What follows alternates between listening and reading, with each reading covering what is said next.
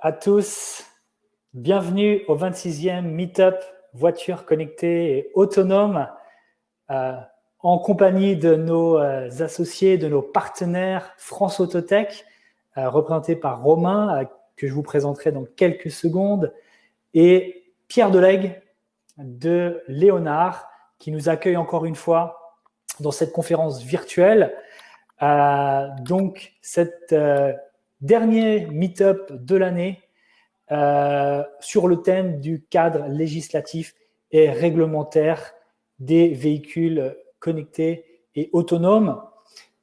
Cette année bien particulière où tout a changé, un impact important pour la société et pour l'économie. Quel est l'impact sur le secteur automobile et notamment dans l'évolution, le déploiement des véhicules connectés et autonomes, également du point de vue des autorités. Finalement, est-ce que ça va impacter la mise sur le marché des véhicules connectés et autonomes? Cela, nous le verrons à l'avenir, mais également nos intervenants aujourd'hui vont nous donner un état des lieux, vont nous donner leur avis sur le sujet.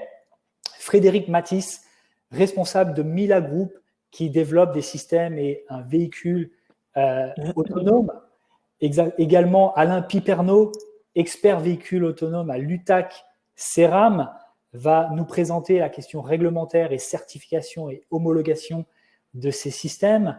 Et enfin, Nicolas Maresco de la Massif va nous présenter du point de vue de l'assurance où on en est et quels sont les principaux enjeux pour assurer des véhicules autonomes. Question pratique pour poser des questions lors de l'événement. Il vous suffit de poser des questions de la petite case événement ici à gauche. Donc, il suffit d'écrire vos questions et nous les poserons aux intervenants lors des conférences. Le groupe Meetup Voitures Connectées et Autonomes, donc depuis 2016, j'ai le plaisir de porter et de diriger avec aujourd'hui près de 2700 membres inscrits, des professionnels du secteur. Nous avons organisé une trentaine de meet-up. Nous avons abordé tout un tas de sujets autour des véhicules connectés et autonomes avec différentes entreprises et sponsors. Depuis 4 ans, 115 intervenants et experts, chercheurs et entrepreneurs sont venus donner leur point de vue et leur avis sur le sujet et plusieurs partenaires. C'est avec plaisir que je vais laisser la main et passer le flambeau de ce groupe au bout de 4 ans. En effet, aujourd'hui, je vais aller vers une autre direction professionnelle. Je ne vais plus travailler principalement sur les véhicules connectés et autonomes comme j'ai fait ces dernières années. Et donc, j'ai préféré laisser la main à nos amis de France Autotech qui nous accompagnent depuis des années. Donc, Romain, tu es là avec nous. Est-ce que tu peux te présenter ton équipe, présenter les missions de l'association et voir comment tu vas continuer à porter ce groupe en 2021? Oui, tout à fait. Bonjour à tous. C'est effectivement avec grand plaisir et une grande joie que nous reprenons, on va dire, un peu le flambeau, voilà, de ce groupe Meetup que j'ai connu à ses tout débuts. J'ai participé à titre personnel à certains de ces Meetup et c'est avec joie véritablement que nous rencontrons cette communauté et c'est avec joie que nous aurons l'occasion d'échanger avec vous, de bien comprendre ce qui vous plaît et comment est-ce qu'on peut continuer dans la voie que Laurent a dessinée. Et voilà, l'occasion pour moi déjà de remercier Laurent pour sa confiance et pour tout le travail qui a été effectué. Et merci à tous déjà d'avoir participé, d'avoir fait grandir ce meet-up et cette communauté. France Autotech, c'est 75 aujourd'hui startups de l'automobilité, donc ce qu'on appelle les autotech, qui travaillent sur les sujets de data, de véhicules connectés, de véhicules autonomes, de 5G, et donc et de services digitaux, qui développent des services digitaux autour de l'automobile et qui voilà dessinent de façon très humble l'avenir et le monde de demain. Je travaille beaucoup, donc on a différents partenaires, mais également en tant que permanent Didier Génaud qui est délégué général et Louis qui est délégué général adjoint, que vous aurez peut-être l'occasion de rencontrer dans les échanges de networking qui interviennent après les échanges, et notamment Frédéric Matisse est un des membres de l'association France Autotech. Donc voilà, donc nous aurons l'occasion d'échanger, de poursuivre ces échanges et ces présentations et ces réflexions, voilà. Et le sujet d'aujourd'hui est particulièrement intéressant. Le véhicule autonome est d'un point de vue législatif dépendant effectivement du cadre législatif, et en même temps, il faut arriver à pousser un petit peu les murs pour que ce véhicule autonome prenne et émerge et prenne toute son ampleur. Donc les sujets qui vont être abordés aujourd'hui, avec la qualité des intervenants que nous avons le plaisir d'accueillir, sera tout à fait passionnant. Voilà. Donc merci encore Laurent, et bon échange à tous. Merci Romain, le plaisir est le mien. Je suis impatient de voir comment vous allez continuer à porter ce groupe, à le faire grandir. Moi, je vais continuer à participer en tant que participant, et je vais vous aider, l'association, à continuer à éclaircir tous ces sujets du côté digital sur lequel je vais continuer à évoluer ces prochaines années. Du point de vue du programme aujourd'hui, donc, nous sommes très heureux d'organiser cette conférence, ce meet-up aujourd'hui avec Léonard pour la 4e fois. Léonard, que Pierre va nous présenter dans quelques secondes. Ensuite, nous allons vous présenter le sujet sous plusieurs angles avec différents intervenants. Frédéric Matisse de Mila, Alain Piperno de l'Utac-Ceram et Nicolas Maresco de la Massif. Ensuite, une fois les conférences terminées, nous vous proposons une session de networking digital avec un format très particulier mais extrêmement intéressant que nous avons déjà expérimenté et qui a beaucoup plu. Je vous présenterai ça après les conférences. J'invite Pierre Delegue à nous rejoindre. Pierre, on te connaît bien et tu nous connais bien. Tu es directeur sur les véhicules connectés autonomes chez Léonard. Est-ce que tu peux nous présenter, Léonard, vos missions, vos expérimentations, votre vision des choses? En tout cas, nous te remercions encore une fois de nous proposer, de nous accompagner dans cet événement. Merci. Oui, merci Laurent. Oui, moi je suis Pierre Delegue, je suis directeur des projets de mobilité autonome et connectée pour Léonard. Je suis ravi de vous accueillir tous ce soir. Je vois qu'on est 74. C'est une belle audience. Alors en guise d'introduction, j'aimerais vous dire 3 petites choses très rapides avant de laisser la parole à nos intervenants. C'est eux que vous êtes venus voir ce soir. La première chose, c'est rappeler ce qu'est Léonard. Léonard, c'est l'entité innovation du groupe Vinci. Et nous menons des activités de veille, de prospective, d'accompagnement des entités du groupe Vinci sur des sujets innovants, des activités d'accompagnement de start-up externes également, et nous organisons un certain nombre d'événements en lien avec ces thématiques. Une de ces thématiques que je pilote est la mobilité autonome, et un certain nombre de sociétés, d'entités du groupe Vinci mènent actuellement des activités de développement et d'expérimentation sur le véhicule autonome avec le support de Léonard et avec des partenaires extérieurs à Vinci, dont certains sont présents ce soir. Notre objectif principal, c'est de faire valoir l'apport des infrastructures, qu'elles soient physiques, numériques, pour le véhicule autonome. Alors, on parle des infrastructures physiques de la route, des équipements de la route, des fonctions de connectivité, de perception de bord de route, qui, d'après nous, sont autant de solutions pour faciliter le déploiement de la mobilité autonome. Donc, l'objectif, c'est vraiment d'accompagner le mouvement, d'accélérer le déploiement d'une mobilité autonome sûre et abordable grâce au support des infrastructures. La deuxième petite chose que je voulais vous dire ce soir, c'est qu'on est ravis d'accueillir ce meet-up pour la 4e fois. On l'accueille à Léonard 2 fois par an. Nous sommes contents de travailler à partir de maintenant avec France Autotech, organisation reconnue dans le secteur automobile, qui saura tout à fait prendre le relais dans l'organisation de ce beau meet-up. Je pense que le meet-up, globalement, est en de très bonnes mains avec France Autotech. Et puis, pour finir, last but not least, j'aimerais remercier plus personnellement Laurent pour tout le travail que tu as accompli sur ce meet-up, qui est pour nous devenu un des événements incontournables sur le sujet du véhicule connecté autonome. Bravo et un merci collectif d'avoir mis cela sur pied et de l'avoir développé comme tu l'as fait.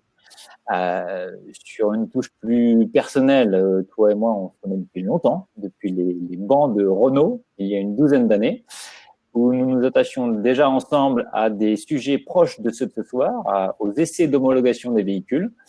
Beaucoup d'eau a coulé sous les ponts depuis, et nos chemins professionnels se sont recroisés plusieurs fois. Donc, je suis sûr qu'ils se recroiseront. Mais en attendant, bon vent à toi et encore merci pour l'organisation de ce meet-up. Merci. Voilà, je m'arrête là. Je te redonne la parole, Laurent. Je vous laisse avec nos intervenants.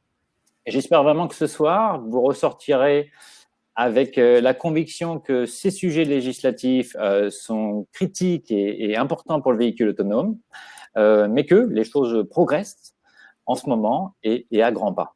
Merci. À toi, Laurent. Merci beaucoup, Pierre. Merci, Léonard.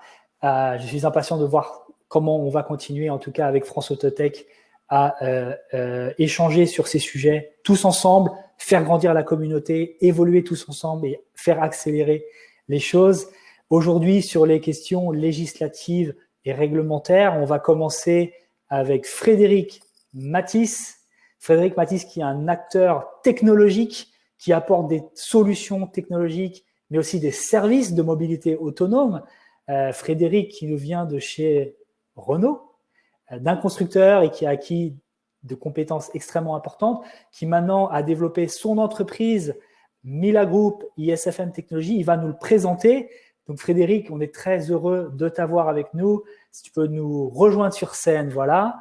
Donc pour la première fois, nous t'avons à ce meet-up, nous en sommes très heureux. Donc je vais te laisser la parole pendant quelques minutes. Tu nous présentes qui vous êtes, évidemment, quel est l'état des lieux, quels sont les challenges réglementaires de certification pour mettre en place un système de conduite autonome. Je te rejoindrai dans quelques minutes pour prendre les questions du public et te les poser en direct. Merci à toi et bonne conférence. À tout à l'heure. Merci. Bonsoir à tous. Je vais présenter à la fois Mila et évidemment ce qui se fait autour du véhicule autonome et des navettes. Donc je partage une petite présentation. Voilà. Alors attendez, je la mets en plein écran. Donc voilà, donc je suis le président du groupe Mila et Mila, on se revendique comme fabricant de nouvelles mobilités. Nous avons déployé depuis plusieurs années une expertise dans la mise à la route des véhicules autonomes et des navettes autonomes. On a commencé notre activité ainsi, et en particulier sur les navettes autonomes, parce que les navettes autonomes, elles ont une facilité par rapport aux véhicules autonomes, c'est qu'elles roulent sur des terrains qui ont été appris. Donc ça nous permet de faire une analyse détaillée en fait de ce terrain. Donc on va pratiquement analyser mètre par mètre les routes, les infrastructures que les navettes vont utiliser, et également on va analyser le comportement de tous les usagers de la route. Les usagers de la route, j'y inclus évidemment les piétons. Donc c'est assez intéressant parce que on analyse la complexité, on met en place des mesures de sécurité de fonctionnement et le cas échéant, donc on vient préconiser des infrastructures. Cette activité, on ne la fait pas hors sol, on la fait aussi en fonction de la qualité des navettes et de leur performance. Donc bien sûr, Mila le fait pour ses véhicules, mais également pour des véhicules clients. En fait, cette démarche, c'est la démarche demandée par le comité interministériel pour obtenir des autorisations de roulage. Je pense que tout le monde le sait, mais il est bon de le rappeler. Aujourd'hui, on est encore sous une forme dérogative pour rouler des véhicules autonomes. C'est-à-dire qu'en fait, on doit déposer un dossier. Donc, ce dossier, c'est à la fois l'analyse du véhicule, mais c'est également l'analyse du terrain, des cas d'usage ou des routes sur lesquelles on va rouler. Donc ça, c'est le cadre actuel législatif pour lancer une expérimentation. Je pense d'ailleurs que cette démarche va être pérennisée. Même lorsqu'on ne serait plus dans un cadre dérogatif, il me semble important d'aller faire cette analyse du terrain. finalement, une navette autonome, c'est un système de transport, donc c'est une navette, c'est une infrastructure, c'est de la connectivité. Et il me semble vraiment important de faire cette analyse et de privilégier un temps pour ce qu'on appellerait les marches à blanc. Aujourd'hui, on fait facilement 6 mois de marche à blanc pour un tram. Pourquoi on ne ferait pas quelques semaines de marche à blanc pour assurer un service de navette autonome? Donc finalement, je parlais d'un système de transport, donc ça met en avant le fait qu'il y a un opérateur. Il y a nécessairement un opérateur qui va gérer le service autonome. Donc Mila est parfois opérateur en son nom propre, parfois il accompagne des opérateurs plus traditionnels de transport public, et ça ramène l'opérateur sur le devant de la scène. On se pose souvent la question de qui va être responsable. Clairement, ici, on est sur un système de transport. L'opérateur est responsable de son service.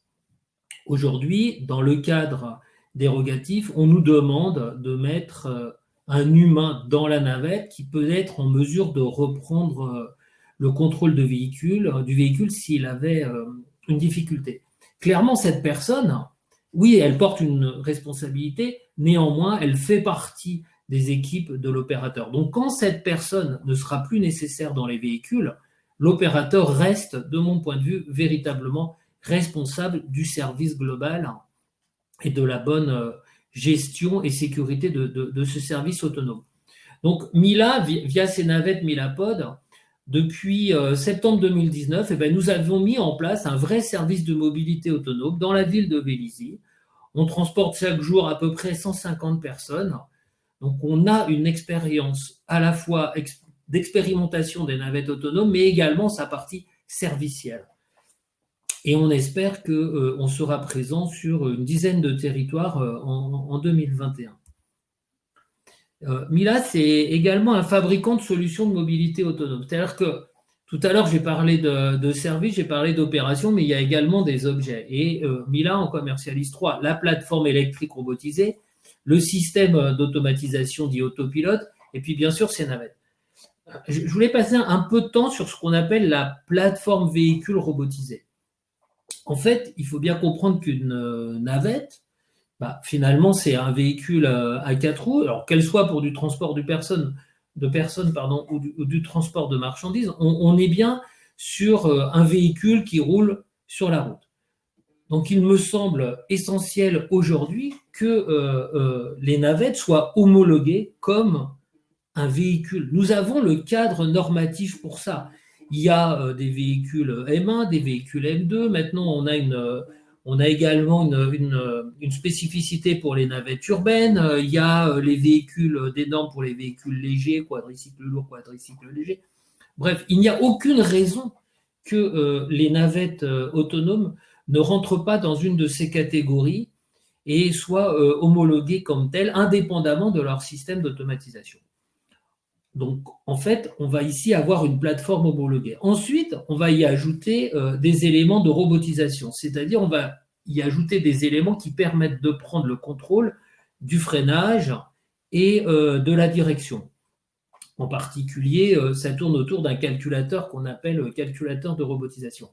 Pour nous, ce calculateur, c'est la clé de voûte d'un système autonome, parce qu'on va lui faire porter beaucoup d'éléments de sécurité. C'est lui qui donne les ordres aux actionneurs, donc il va porter une grande dimension de la sécurité du véhicule.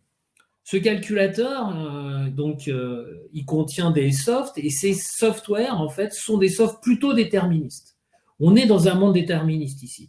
Donc ça veut dire qu'en fait, on est capable de l'homologuer et on est capable de prouver son niveau de fiabilité. Et aujourd'hui, là aussi, nous avons finalement un cadre normatif connu. On doit appliquer la norme ISO 262, on doit certifier les calculateurs sur des critères SIL 4 et ASIL D pour les événements redoutés. Donc, on a un cadre qui nous permet de faire les développements et à terme de garantir qu'on a des niveaux de défaillance qui sont inférieurs à 1 cas pour 1 milliard. Ça veut dire qu'ici, on est beaucoup plus fiable, on nous demande d'être beaucoup plus fiable que les véhicules traditionnels, mais ce cadre, on l'a et on est capable de travailler et on est capable d'avancer dans ce cadre-là. Je ne sais pas si vous partagez cette vision, mais j'ai l'impression que toutes les semaines sur Internet, on voit apparaître une nouvelle navette, un nouveau droïde de livraison. Et ce qui est assez surprenant, c'est qu'on parle pratiquement jamais de la plateforme et de la robotisation. En fait, pourquoi ? Parce que la plupart de ce qui est présenté sont en fait des prototypes. Donc, c'est des prototypes dont on ne connaît pas leur capacité à être homologués et dont on ne connaît pas en fait la fiabilité de leur système de robotisation dit de bas niveau. Je pense que demain, il est essentiel d'avoir donc une plateforme robotisée fiable qui va porter tous ces systèmes de mobilité autonome. Le deuxième élément, bien sûr, c'est l'autopilote. Donc l'autopilote, globalement, c'est ce qui porte l'intelligence du véhicule autonome. Je pourrais simplifier en disant qu'il y a 3 modules. Un module de décision, un module de perception, un module de localisation. La décision, c'est elle justement qui va communiquer avec le système de robotisation. Et puis, il y a la perception. Donc, la perception, c'est évidemment essentiel. Aujourd'hui, la perception, en fait, on utilise, pour la perception, on utilise des capteurs. Donc, des capteurs qui sont des produits qui évoluent tous les jours, dont la fiabilité s'améliore, le prix baisse, la performance augmente. Mais tous ces capteurs qui sont mis sur le marché, qui sont donc disponibles, sont des capteurs dont le but essentiel est d'être utilisés pour les aides à la conduite des véhicules particuliers. Donc, ils n'ont pas encore la fiabilité du fameux cas pour 1 milliard. Donc, pour amener malgré tout le niveau de sécurité nécessaire, on va jouer sur la redondance. Donc, on va mettre plusieurs technologies, donc des lasers, des lidars, des radars. On va même, dans le cas de Mila, avoir 2 systèmes de perception indépendants pour avoir des softwares indépendants. Donc, en fait, aujourd'hui, sur la partie autopilote, c'est d'abord la redondance qui va aller chercher la sécurité. Donc, une plateforme de robotisation certifiée, un système d'autopilote avec de la redondance capteur, tout ça, ça nous fait une navette, et en particulier une navette Mila, qui est capable aujourd'hui de rouler à 50 km/h en mode autonome, qui a les autorisations de roulage sur plusieurs territoires. C'est également une navette qu'on peut conduire classiquement. Donc, comme elle est homologuée, elle peut être immatriculable lorsqu'elle n'est pas utilisée en mode autonome. C'est intéressant de la conduire parce qu'on se positionne directement dans le monde de demain, dans le monde du vrai service. Et si vous devez sortir de la zone d'expérimentation, par exemple, pour aller remiser les navettes, les amener à un dépôt, mais il faut pouvoir les conduire. Ça serait dommage de monter des navettes électriques sur un camion pour les amener se recharger, par exemple. Le dernier élément qui me paraît essentiel aujourd'hui pour l'exploitation de véhicules autonomes et en particulier de navettes autonomes, c'est la supervision. On a parlé tout à l'heure qu'on avait un cadre aujourd'hui qui nous imposait une personne à l'intérieur de la navette qui pourrait prendre la main. C'est en train d'évoluer, c'est déjà fait, il y a déjà un décret qui va nous permettre de faire des expérimentations sans personne en mesure de reprendre la main à l'intérieur de la navette. Par contre, qui peut imaginer qu'on puisse faire un service de navette autonome sans une supervision? Donc, on a mis en place évidemment une supervision avec un superviseur dont notre objectif, c'est que ce superviseur soit en mesure de monitorer 10 navettes en même temps. Donc, c'est bien sûr centré sur de la connectivité et on va remonter en quasi temps réel et en temps réel bientôt grâce à la 5G l'ensemble des processus et des process qui tournent sur le véhicule pour s'assurer que tout fonctionne au nominal, en prenant en compte également le contextuel, les conditions météo, où est-ce qu'il y a la navette, et tous les événements qui l'environnent. Nous, ce qu'on a fait, c'est qu'en prenant en compte tout ça, on agrège tout ça sous un niveau de risque, par exemple sur une échelle de 1 à 10, et on alerte le superviseur uniquement quand on dépasse le seuil. Parce qu'on s'est tout de suite rendu compte qu'il pouvait y avoir des problèmes de charge cognitive. En fait, le superviseur ne peut pas intervenir tout le temps et ce n'est pas son rôle parce qu'il doit superviser plusieurs navettes à la fois. Donc, on va avoir un mode de supervision en back-office. Si il y a un processus qui ne se déroule pas naturellement, ou par exemple qui est plus lent, etc., on va avoir un mode d'alerte. Le superviseur va pouvoir analyser la situation et agir sur la navette en, par exemple, réduisant la vitesse, stopper le service, mettre le véhicule dans un état sûr. Il est certain que c'est totalement stratégique d'avoir ce niveau de supervision et ce niveau de supervision qui soit réellement bien interconnecté avec les navettes. Et de ce point de vue-là, la 5G, en nous réduisant les temps de latence, va amener énormément d'avancées en fait pour la mise en place de systèmes de mobilité autonomes sans personne à l'intérieur de la navette. Donc globalement, pour finir, je dirais que les navettes Mila, pourquoi elles sont différentes? Elles sont différentes de la plupart des navettes aujourd'hui sur le marché parce qu'on vise essentiellement des zones rurales et des zones périurbaines. Donc il faut qu'on roule sur tous les types de routes, il faut qu'on roule à des vitesses assez élevées, alors entre guillemets assez élevées parce qu'on n'est pas vous et on ne veut pas dépasser les 50 km/h en mode autonome, mais ce qui est déjà pas mal. Et on a même le cas à Aix-en-Provence où on fait un service de mobilité autonome en zone off-road. Donc pour conclure, je voudrais surtout rassurer tout le monde en disant mais les navettes autonomes, elles sont là, on est prêt à faire un déploiement, comme on dit large scale, un déploiement à l'échelle. Le cadre législatif, il évolue tous les jours dans le bon sens. On a plein de possibilités, on a des normes, on a des possibilités d'avoir des dérogations. On peut même maintenant sortir le driver du véhicule. Donc, ce qui reste à faire, c'est véritablement de passer à l'échelle, de mettre en place des services, de mettre en place plusieurs navettes sur plusieurs sites, de mettre en place des services qui ont du sens, c'est-à-dire des services avec des clients qui vont trouver un vrai intérêt à utiliser la navette autonome. Et bien sûr, pour faire tout ça, il faut des financements, mais c'est vraiment important. C'est vraiment important parce qu'au moment où je vous parle, par exemple, Amazon vient de lancer un fonds d'investissement d'1 milliard de dollars pour aller chercher des technos, parce que lui, il communique certes sur un proto, mais il n'a pas toutes les technos. Et oui, les Français ont beaucoup de technos que même Amazon n'a pas, et il vient les chercher avec son milliard de fonds d'investissement.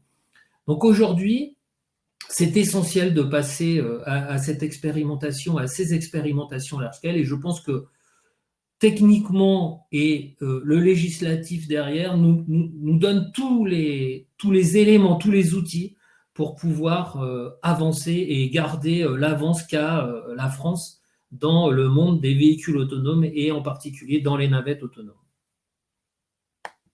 Merci. Super, merci beaucoup Frédéric.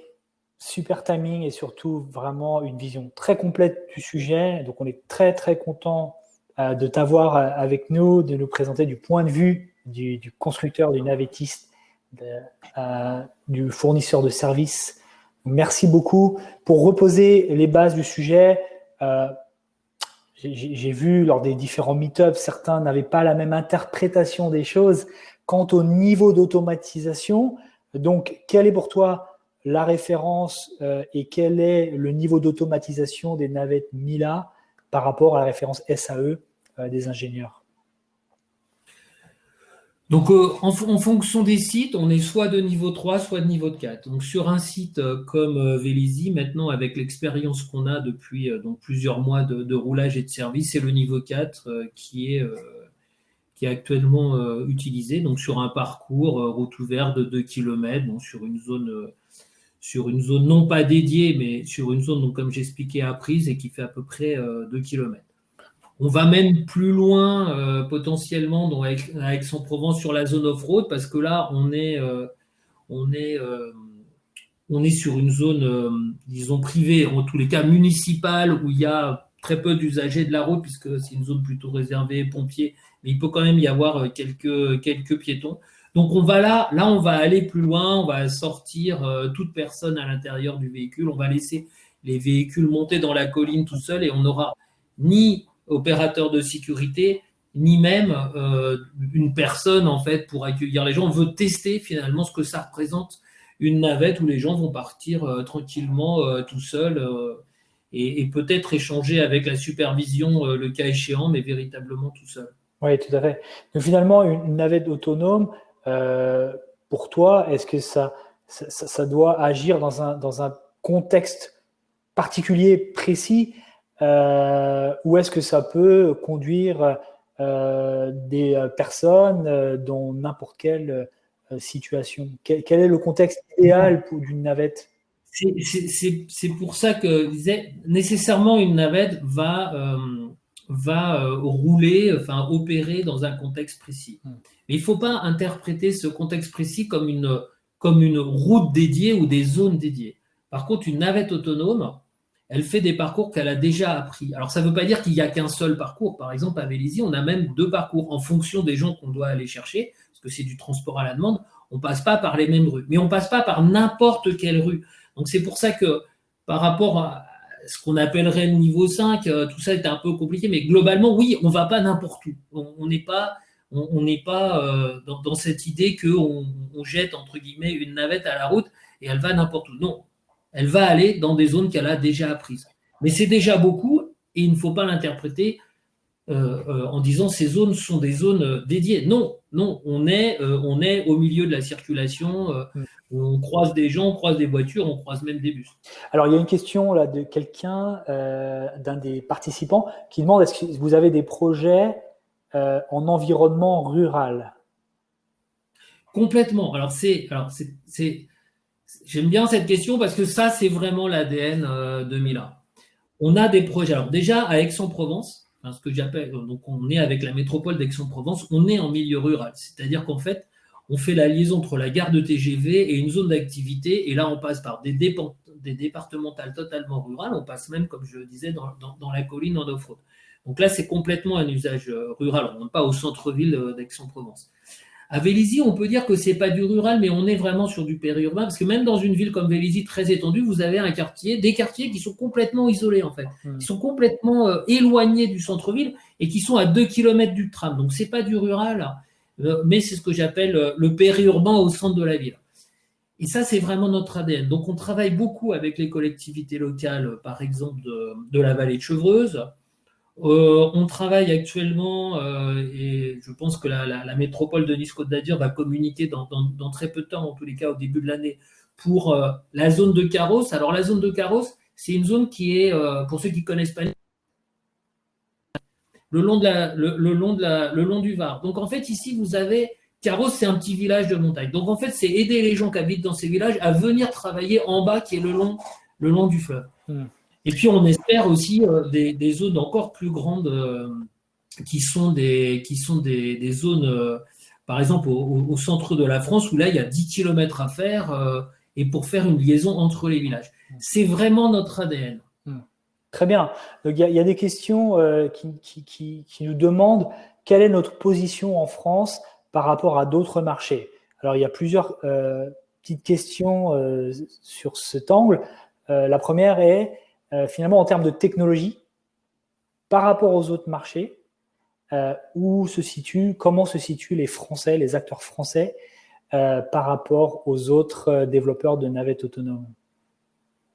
Je pense que alors clairement, la France est ou était en avance. Alors, pour l'instant, je vais dire était en avance. J'expliquerai pourquoi. Parce qu'en fait, avec des acteurs historiques comme Navia, Isimal et maintenant Mila, ça fait quand même 3 acteurs français importants.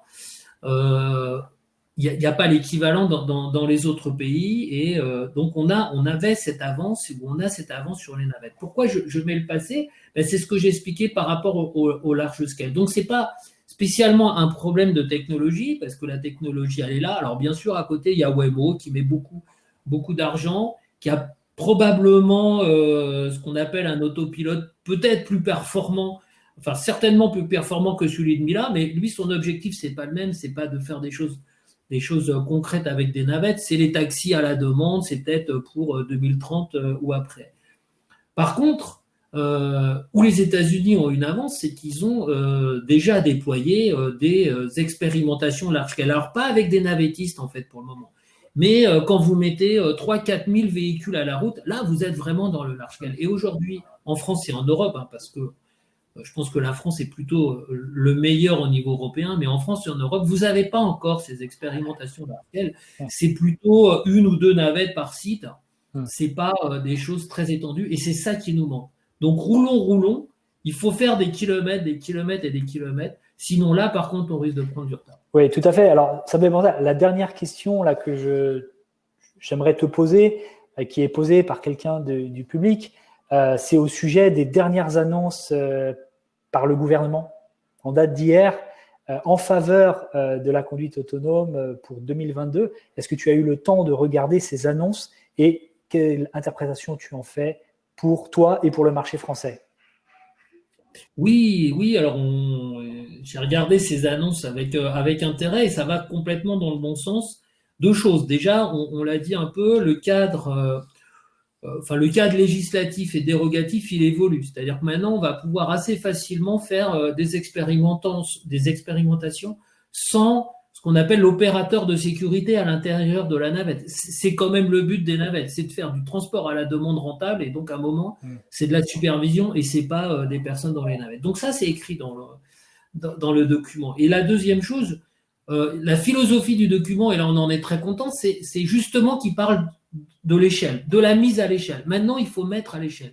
Il est plus temps d'expérimenter. En parallèle, on va continuer à faire des dossiers d'acceptabilité, de comprendre comment l'environnement et les clients peuvent se comporter autour des navettes autonomes, mais il faut également faire cette mise à l'échelle et le document du plan du gouvernement va dans ce sens et l'explique. Il explique aussi une autre dimension, c'est que là j'ai parlé des navettes, mais pour nous les navettes, c'est du transport de personnes ou du transport de marchandises. Et ce texte met aussi en avant en disant attention, enfin je dis ça avec mes mots, mais attention, le transport de marchandises, la livraison du dernier kilomètre, c'est quand même aussi, ça rentre dans le périmètre et il ne faut pas la négliger. Il y a un vrai potentiel et il y a des vraies attentes autour de ça. Et on a vu dans la crise Covid, en fait, que oui, une navette autonome qui viendrait livrer à la maison, ou même si elle livrait, disons, plusieurs immeubles ou plusieurs maisons en même temps, ça serait quand même pas mal. Et donc, ça crée une dynamique sur le transport de marchandises. Combien de navettes Mila en service aujourd'hui? Aujourd'hui, 10 navettes Mila en service, donc sur les différents territoires, que 2 à Vélizy, mais c'est là qu'on a débuté. Et j'espère des grandes annonces, peut-être avant Noël ou au début janvier, où là, nous aussi, en tant qu'entreprise et fabrication, on va passer une étape. Très bien. Bah, écoute, comment est-ce que les gens peuvent te contacter?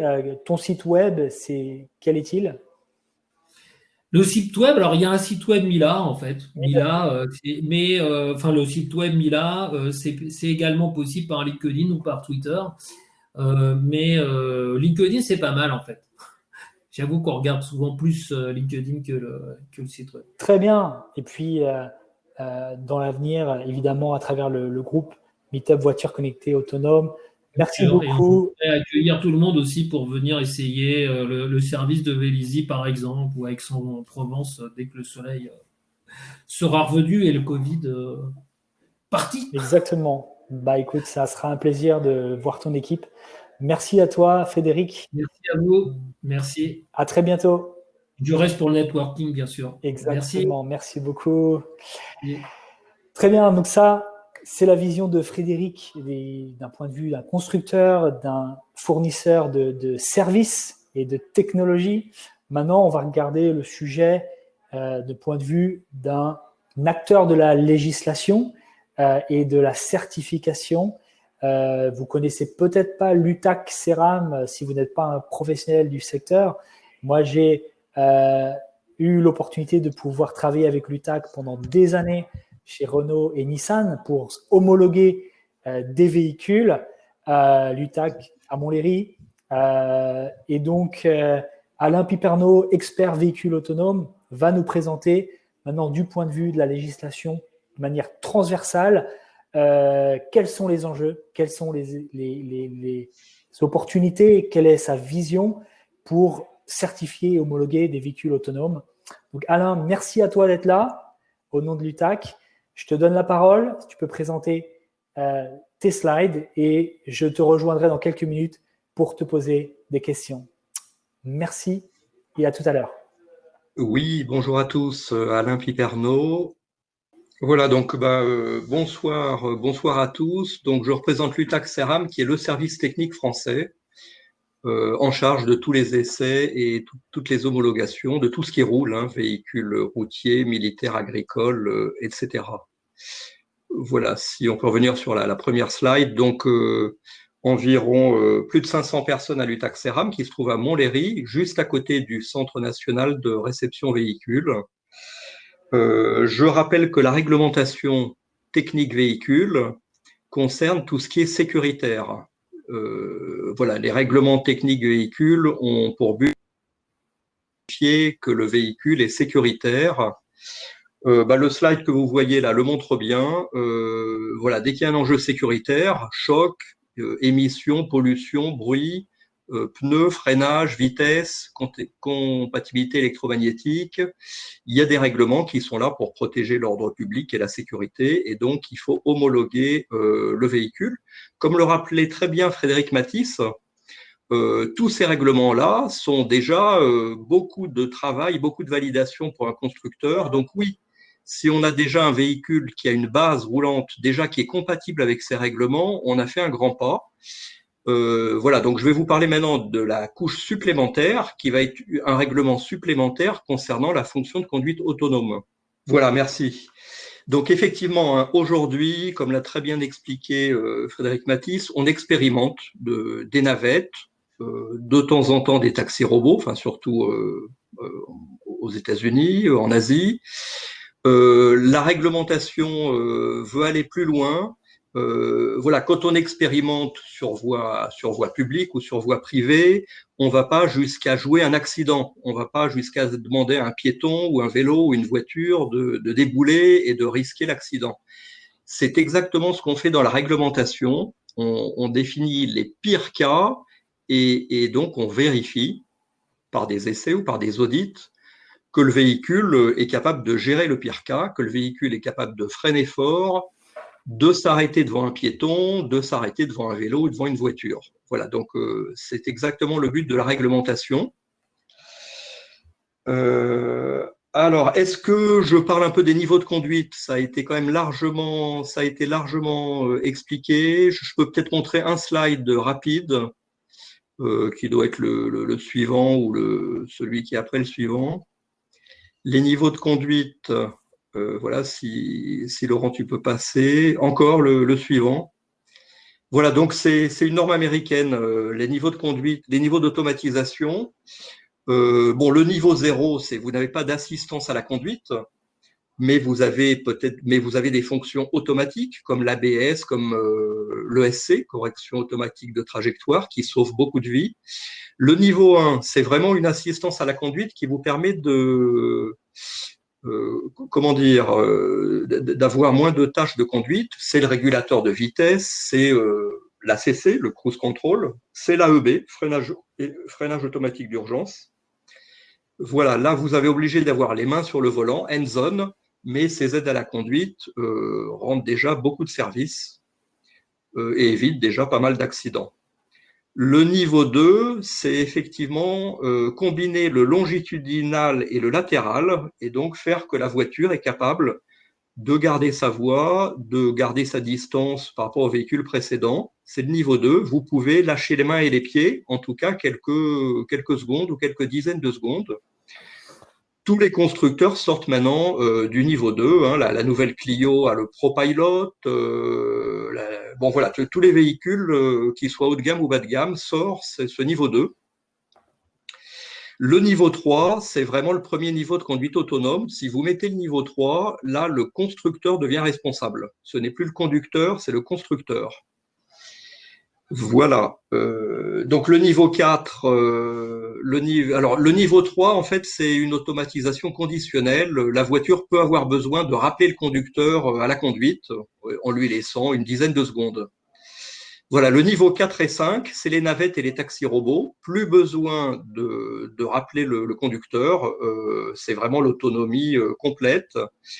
Le niveau 5, hein, c'est qu'il n'y a même pas besoin de conducteur, ni de volant, ni de pédale de frein. Il y a les fonctions, mais elles ne sont pas matérialisées ainsi. Voilà, si on peut revenir au deuxième slide.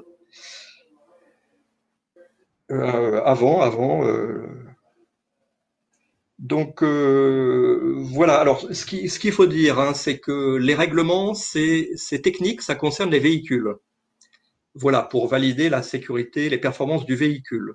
À côté de ça, il y a le code de la route, la responsabilité, les assurances qui concernent les droits, les devoirs des personnes, des conducteurs. Voilà, alors l'UTAC-CERAM participe à tous les travaux réglementaires, aussi bien sur les règlements techniques véhicules que la Convention de Vienne et donc la sécurité routière, les droits et devoirs des conducteurs. Ce que je peux dire d'un point de vue macro, et puis bon, Nicolas Maresco complétera énormément, ce que je peux dire d'un point de vue macro, c'est que voilà, pour les pays européens et puis tous ceux qui suivent ces travaux-là, hein, Corée, Japon, c'est la Convention de Vienne qui définit les codes de la route, la sécurité routière. La Convention de Vienne a évolué en 2016 et donc autorise le conducteur à éventuellement faire autre chose que conduire. Il peut lire, il peut écrire, enfin voilà, il peut avoir d'autres activités que la conduite, à condition qu'il ait une voiture qui permet la conduite autonome. Donc à condition d'avoir une voiture homologuée véhicule autonome. Voilà, donc la Convention de Vienne a évolué en 2016, le Code de la route allemand a évolué et le Code de la route français va évoluer dans le même sens sans doute l'année prochaine. Voilà, alors vu de façon macro, il y a des travaux, notamment pouvoir public et filière automobile française, l'UTAC qui participe, tout ce qui est, heureusement, tout ce qui est régime de responsabilité et d'assurance, en gros, s'adapte, convient pour les accidents impliquant un véhicule autonome. Heureusement, il ne faut pas tout recommencer. Il avait été question de droit des robots, de responsabilité d'assurance robots. Bon, heureusement, tout va bien. Alors maintenant, un peu d'histoire sur les règlements. Les aides à la conduite, bon, très peu de règlements. L'ESC, ça a été la première réglementation pour rendre le correcteur automatique de trajectoire réglementaire et obligatoire en 2011. Ça évite les têtes à queue. Voilà. Alors l'AEB a été rendu obligatoire, Automated Emergency Braking, pour les poids lourds et les véhicules utilitaires en 2015. Voilà, c'est tout. Très récemment, l'autoparking est réglementé depuis 2018. Et puis donc les fameux niveaux 2. Alors je vous rappelle que les fameux niveaux 2, hein, le premier, ça a été la Tesla.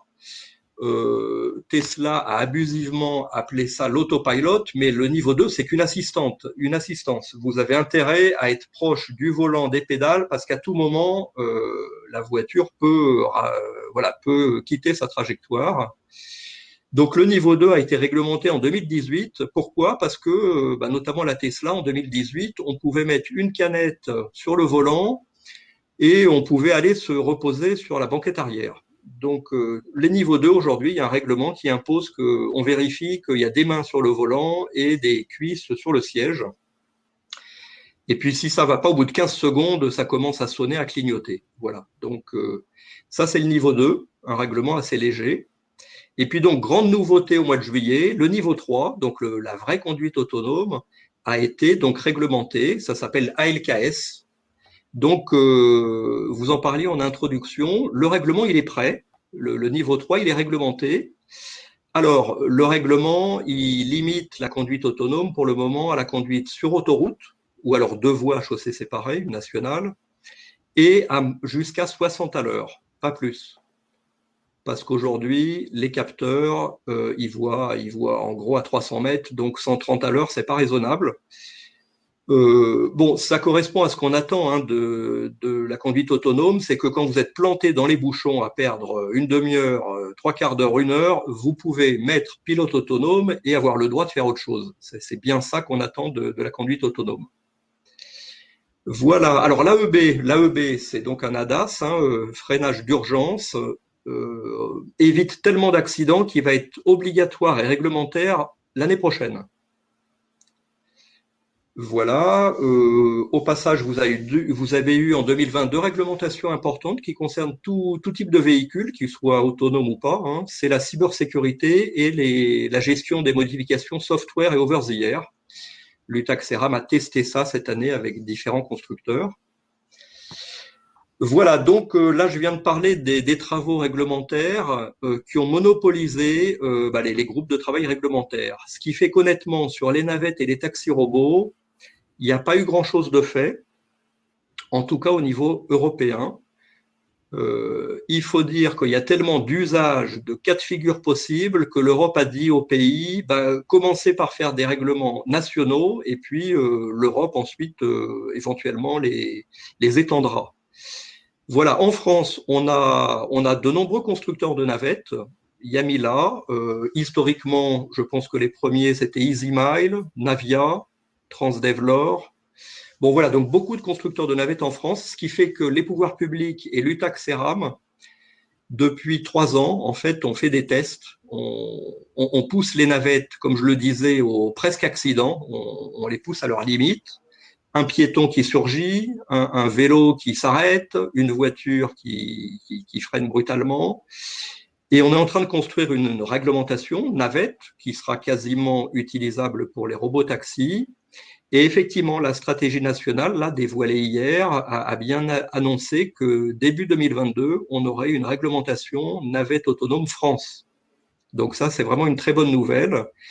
Ça va permettre effectivement de déployer à grande échelle les navettes et les taxis robots qui roulent plutôt dans des zones, des centres-villes, des campus, des aéroports, des parcs de jeux, donc qui sont quand même entourés de piétons, de vélos, de voitures, ça grouille de partout. Il y a quand même intérêt à vérifier qu'elles savent détecter et s'arrêter.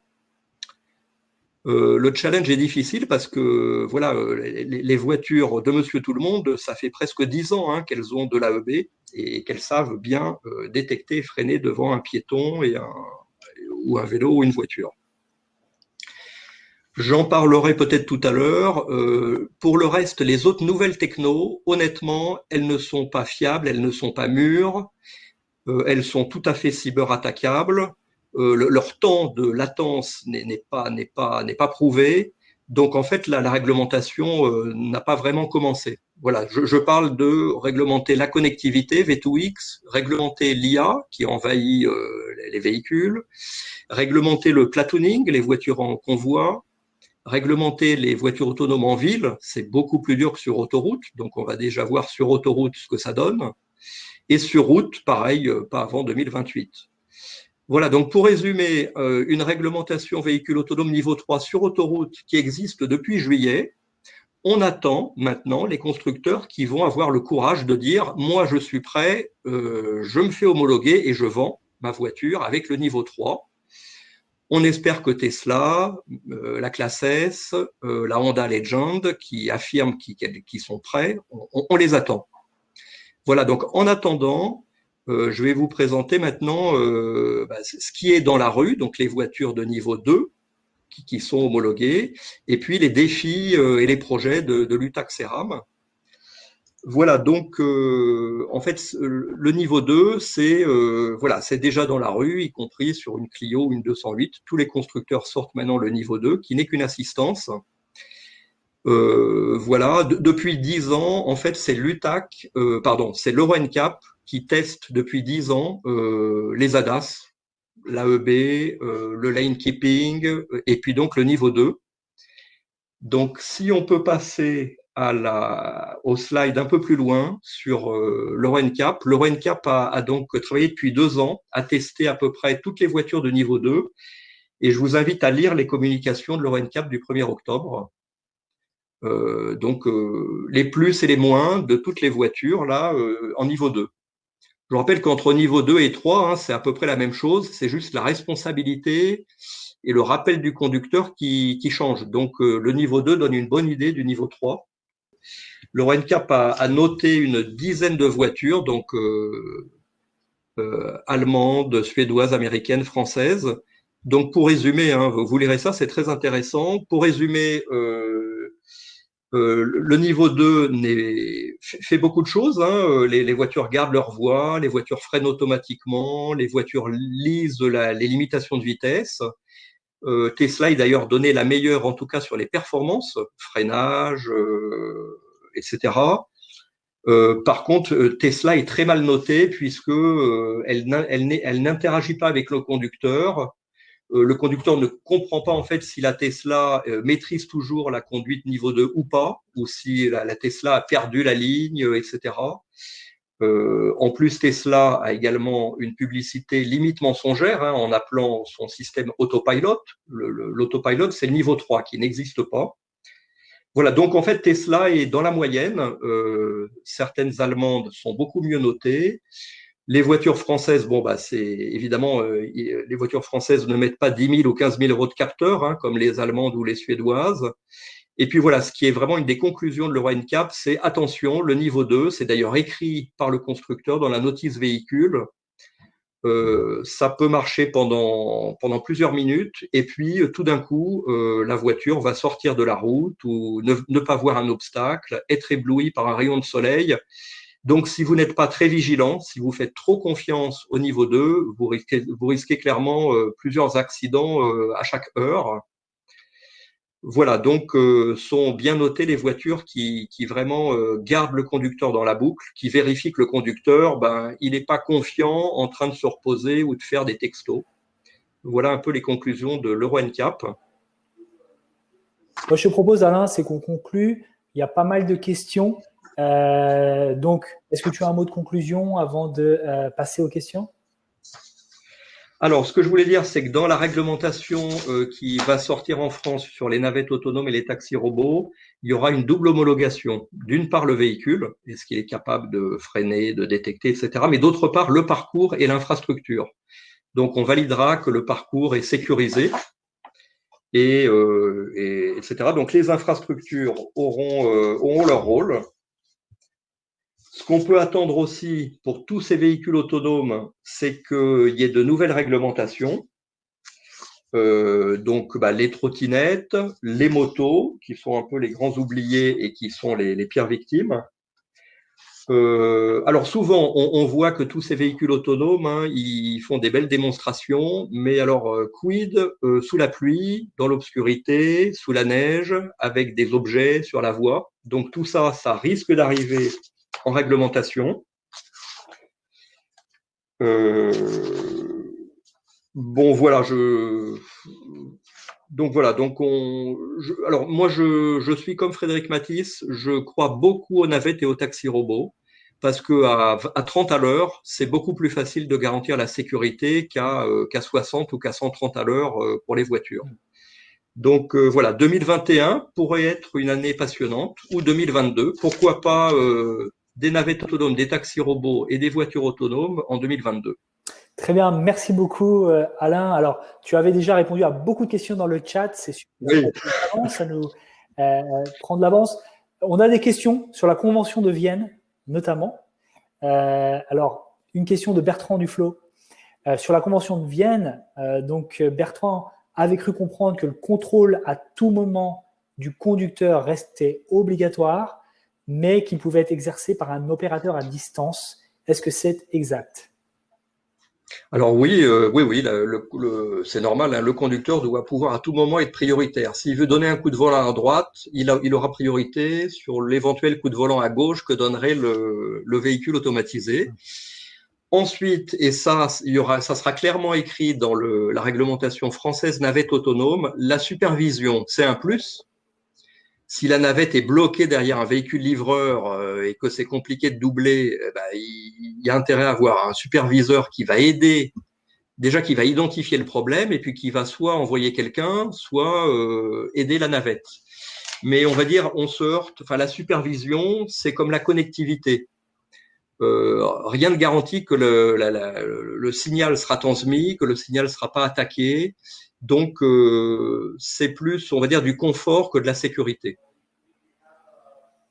D'accord, très très bien. Sur la Convention de Vienne, elle est certainement pas parfaite. Finalement, comment a-t-elle besoin d'évoluer pour faciliter la mise sur la route des véhicules autonomes?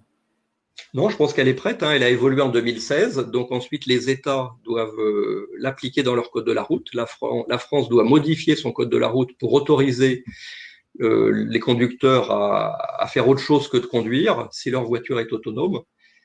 Donc la Convention de Vienne a évolué, la réglementation technique véhicule a évolué, à LKS sur autoroute. On attend maintenant que les constructeurs qui sont prêts.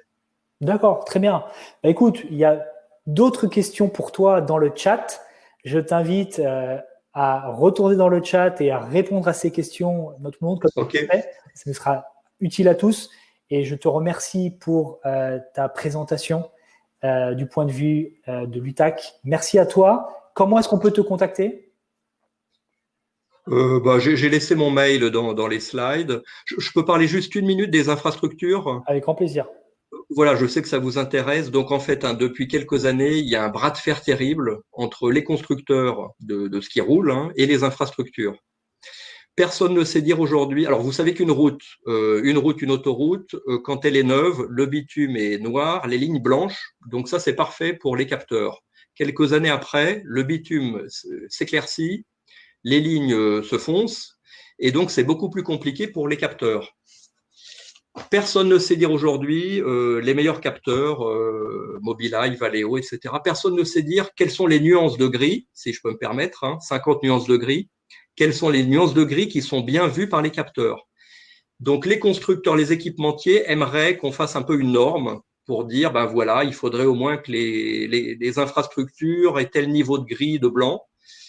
Il y a beaucoup d'études en cours qui iront peut-être jusqu'à labelliser une route ou une portion de route. Celle-là, ben, elle est compatible à des capteurs et à des véhicules automatisés. Les infrastructures, par contre, savent que si on leur demande de refaire le bitume tous les 2 ans et de repeindre les lignes tous les ans, c'est juste pas faisable. Donc, pour le moment, les véhicules automatisés, on va dire, se contentent des routes telles qu'elles sont. Peut-être qu'on aura des labels sur des portions de route ou d'autoroute, mais il y a des enjeux financiers tellement compliqués que c'est pas gagné. Ça, je pense que ça vous intéresse. Oui, tout à fait, ça intéresse Léonard et ça nous intéresse tous. C'est la raison pour laquelle on est ensemble avec Léonard et on propose cet événement. Donc, merci pour ces précisions. Merci à toi, Alain. Je te souhaite très bonne fête. Tu vas participer avec nous à la suite. Ok, je reste avec vous. C'est très intéressant. Merci à vous pour l'organisation. Merci, Alain. À très bientôt. Maintenant, nous allons passer du point de vue de l'assureur avec Nicolas de la Massif. La conduite autonome, quel impact en termes d'assurance? Quels sont les vrais enjeux, les vrais défis pour assurer la conduite autonome, assurer les biens et les personnes? Où est-ce qu'on en est? Où est-ce que la Massif en est particulièrement? Nicolas, on est très heureux de t'avoir avec nous. Donc, je vais te donner la parole. À toi de présenter tes slides en espérant que ça fonctionne. Et puis, je te rejoindrai dans quelques minutes pour te poser les nombreuses questions du public. Merci Nicolas d'être là et à tout à l'heure.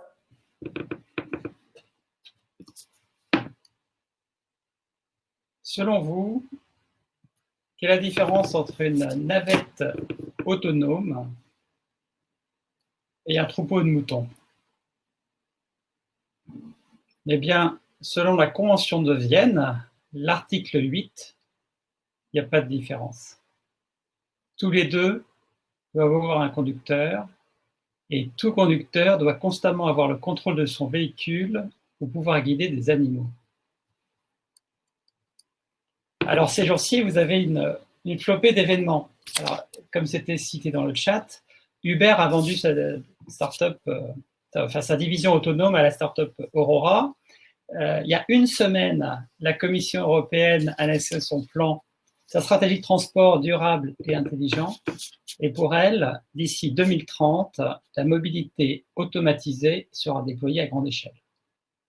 Lundi, Amazon a lancé Zoox à San Francisco avec une navette à l'extérieur et plutôt un robot taxi à l'intérieur. Hier, comme l'a évoqué Jean-Baptiste Djebari et Agnès Pannier-Runacher, ont annoncé la publication de la stratégie nationale 2020-2022, pour développer les véhicules autonomes avec une nouvelle mission parlementaire.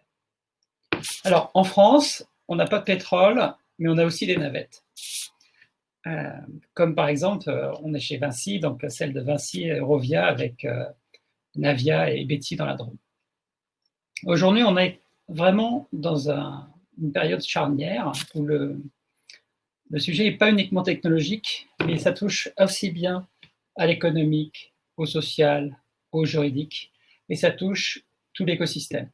On a parlé des infrastructures, les constructeurs, les assureurs. Et donc, effectivement, la première question que tu posais, c'est qu'est-ce que ça donne en termes d'assurance? Alors aujourd'hui, on voit une manière de le consommer. Ça peut être en boutique de luxe, jeune cadre qui s'offre la Tesla et qui va sur l'autoroute lire son journal sur sa tablette. Ou bien, c'est plutôt ce sur quoi on travaille, en petits morceaux pendant 10 premières années. Et là, ça va toucher, et c'est là où on pense qu'il y aura un intérêt en termes de modèle, parce que aussi bien en termes de prix qui va être amorti, en termes d'intérêt économique, etc., ça peut vraiment jouer. Alors, il y a un certain nombre de contraintes et de problèmes. Si on regarde ça du point de vue de l'assurance, il y a des questions en termes de responsabilité en cas de sinistre, notamment au niveau 3, où il y a une balance entre j'ai le volant, je lâche, je reprends.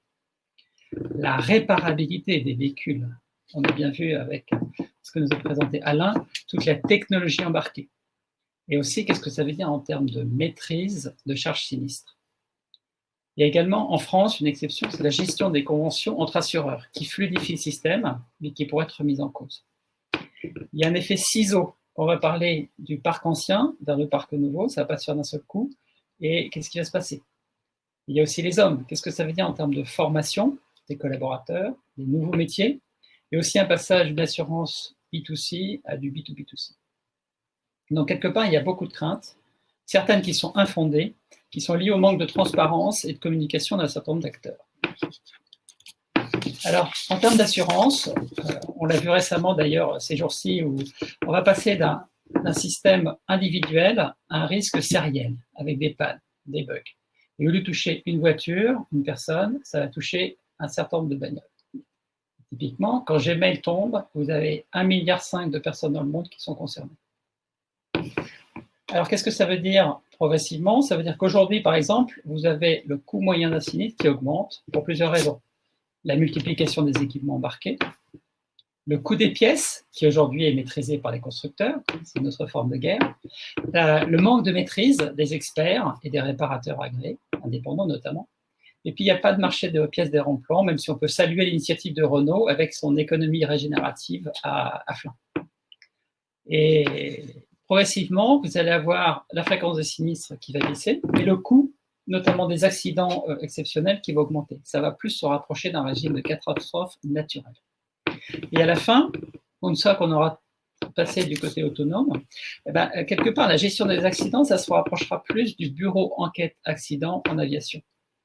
Et donc, vous aurez une évolution de la typologie des risques, la fin du système conventionnel actuel, une gestion complexe des ressources, des experts, combien est-ce qu'il y en a suffisamment. Et puis, on croit vraiment que seuls des acteurs mondiaux pourront se permettre d'amortir le risque, même s'il y a une place sur des acteurs locaux de manière industrielle avec une gestion extrêmement performante. Alors, pourquoi est-ce que nous, assureurs, on s'intéresse? C'est parce qu'on considère que, de manière prospective, ça va vraiment transformer notre métier. Et puis, on est une jeune start-up, parce qu'il y a 60 ans, on a disrupté le marché de l'assurance et ça a bien réussi, puisque aujourd'hui, nous sommes le numéro 1 de l'assurance auto et moto en nombre de contrats en France, et nous sommes présents dans 20% des foyers. Alors, par rapport à ça, on n'est aussi pas qu'un assureur, on est aussi un mutualiste. Et par exemple, quand on fait de la télématique, c'est pas pour dire les bons conducteurs, vous restez chez nous, les mauvais conducteurs, vous allez mourir ailleurs. Non, c'est plutôt de se dire, il y a des jeunes qui arrivent, on les lâche dans la nature une fois qu'ils ont le permis, comment on peut les accompagner avec des conseils personnalisés pour, au lieu d'aller dans le mur, qu'ils continuent à vivre. Et donc, on croit vraiment que le véhicule autonome, ça va permettre de répondre à des questions d'emploi, de solidarité, d'accompagnement des personnes les plus fragiles et de désenclavement des territoires. Alors, on a deux outils pour ça. Le premier, un des outils, c'était cité dans le chat, c'est le baromètre d'acceptabilité des Français qu'on a construit avec VDCom. Et l'autre, c'est la communauté d'intérêt pilotée par le Massif. Alors, pourquoi une communauté d'intérêt? On s'est dit que ce n'est pas un problème qu'une personne, qu'un acteur résoudra tout seul. Donc, on s'est dit qu'il faut qu'on soit plusieurs en termes d'intelligence collective, d'écosystème. Et à ce point qu'on a même plusieurs assureurs avec nous. Et donc, par rapport à ça, on a 12 entreprises majeures. On cherche à travailler non pas la voiture seule de luxe, mais plutôt la mobilité pour tous, l'autonomie pour tous. Et dans ce cas-là, on veut sortir du prisme tout technologique. On veut justement évaluer l'apport de ces solutions sur les territoires, en zone peu dense, et qu'est-ce que ça apporte pour les individus, pour les collectivités, pour les entreprises. On veut poser pour que le véhicule autonome favorise l'émergence d'une mobilité plus inclusive, plus durable, et promouvoir l'acceptation. Donc cette année, on a lancé les travaux, on a exploré. L'année prochaine, on va préparer une expérimentation pour 2022. Et donc ça nécessite de relever 3 défis. Le premier, c'est qu'il faut trouver une proposition de valeur convaincante. Et pour nous, on résume ça avec un acronyme ESPER. Il faut que ce soit plus écologique, plus sûr, plus pratique, plus économique, plus rapide et au final, plus enthousiasmant. Le deuxième défi, c'est le partage des données. Et Alain l'a cité, la cybersécurité, bien sûr, la protection des données personnelles, les modalités d'accès aux données des véhicules, y compris pour des assureurs, et la responsabilité dans les cas d'interaction entre des véhicules, entre les véhicules et l'humain.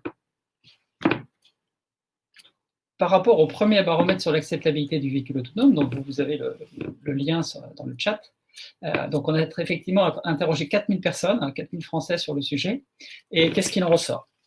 Quelque part, plus les répondants connaissent le véhicule autonome, et plus ils sont confiants et se sentent en sécurité. Et donc, quand on les interroge, les Français souhaitent un véhicule autonome accessible à tous, plus écologique, et qui préserve l'emploi, parce qu'il y a toujours cette crainte sous-jacente. Et donc, pour que ça arrive dans le quotidien, dans le futur, il faut qu'on réponde aux questions suivantes. Est-ce que c'est sécuritaire, notamment dans l'esprit des jeunes? Est-ce que, finalement, beaucoup de gens ne connaissent pas ce que c'est, cet objet? Ne pas oublier les zones peu denses, mal desservies, et pas uniquement le rond-point ou la défense. Rassurer sur la préservation de l'emploi et préparer les métiers de demain, et puis développer les usages. Alors, c'est le sujet d'aujourd'hui, quelles évolutions de la réglementation? Par rapport à ça, à ma connaissance, on a parlé de la classification SAE, il y a aussi la classification du CCFA, mais ce n'est pas dans la réglementation aujourd'hui. Vous avez un règlement européen de 2019 qui comporte de nombreuses définitions et avec de futures normes techniques, mais à ma connaissance, elles ne sont pas parues à ce jour.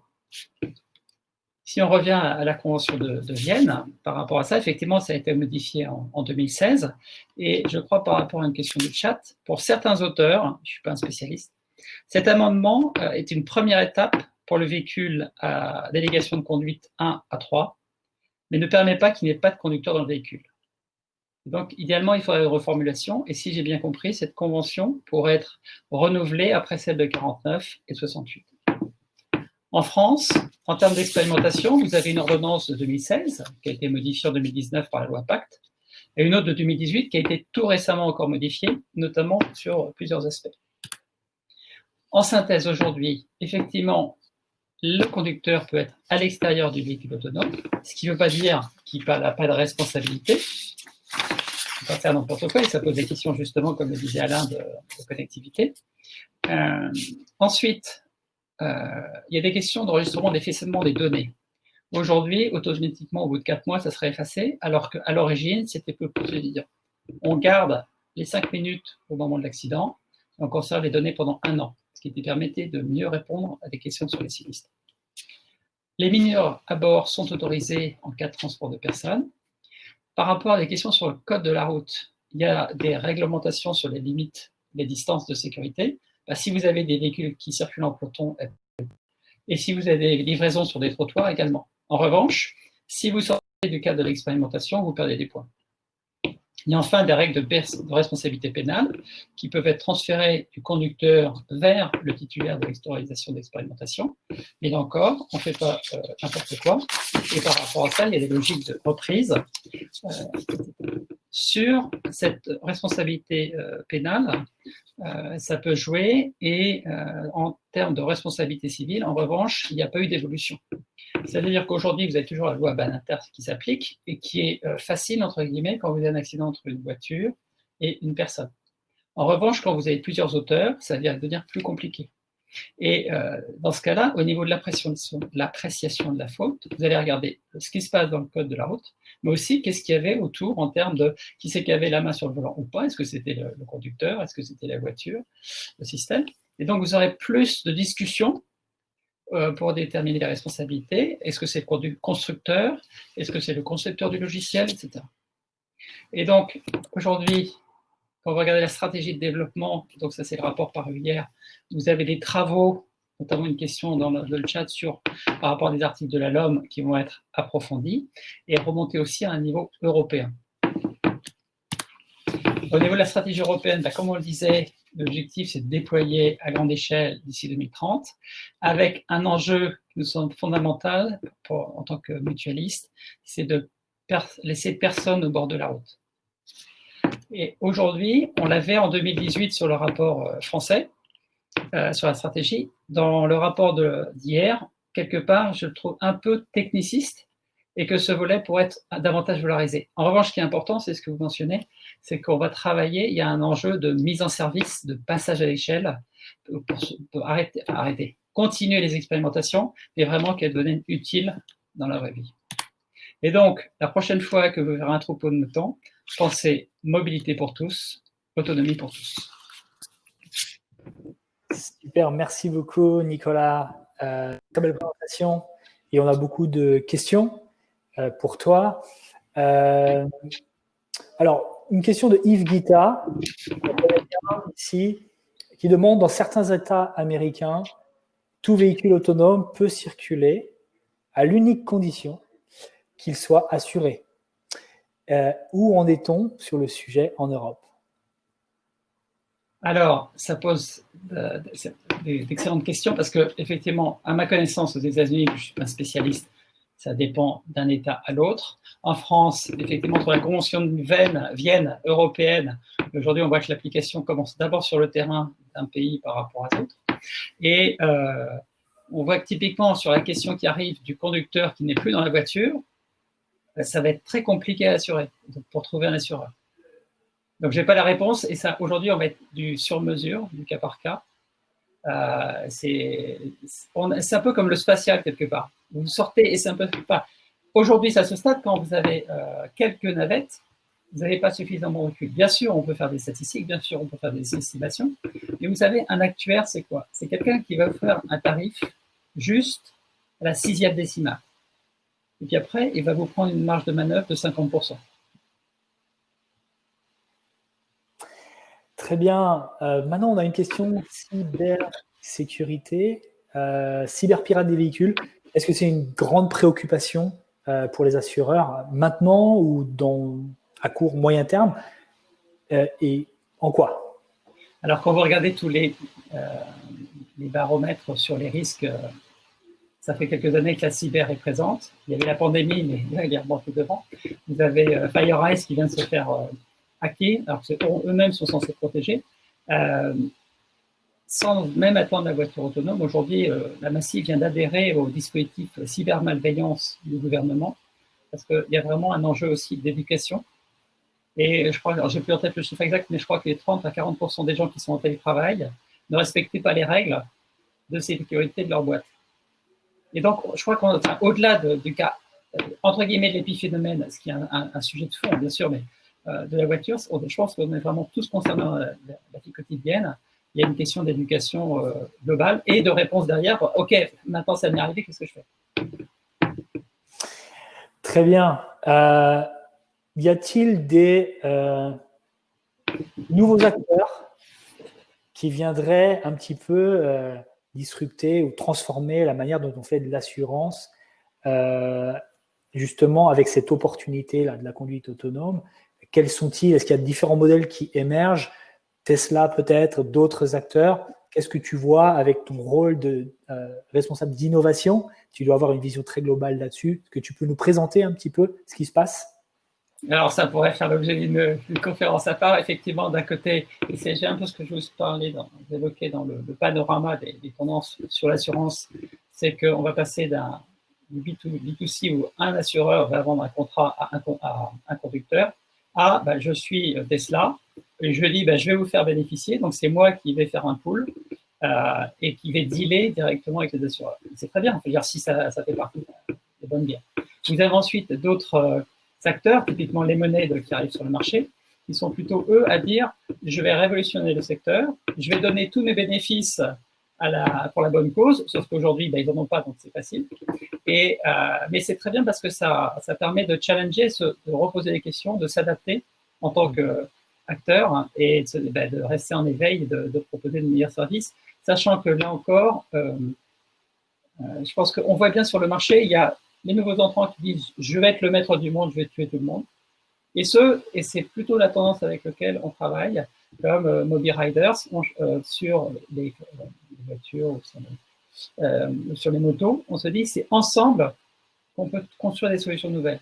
Il y a la fraîcheur de la start-up, les idées neuves, et aujourd'hui on a 6 millions de contrats. Et donc quelque part, quand on commence avec une logique d'industrialisation, une logique de juste prix, et lorsque vous êtes un petit acteur, j'espère pour vous que dans quelques années, dans 60 ans, on se retrouvera et vous serez aussi gros que nous, par plus. Mais à ce stade, il y a aussi cet enjeu de dire, je pense que la solution, elle n'est pas, un peu que d'ailleurs comme dans la communauté d'intérêt, c'est pas l'un contre l'autre, c'est ensemble que pour construire des solutions qui sont bénéfiques. Très bien. Alors, comment la Massif investit ou soutient cette filière? Quelles sont les démarches, les expérimentations, les investissements que vous avez prévus pour soutenir cette filière? Alors, pour l'instant, effectivement, ça passe au travers en échangeant avec des acteurs de la filière, justement, il y a ce volet acceptabilité qui n'est pas toujours pris en compte, parce qu'il y a souvent une approche techno-push.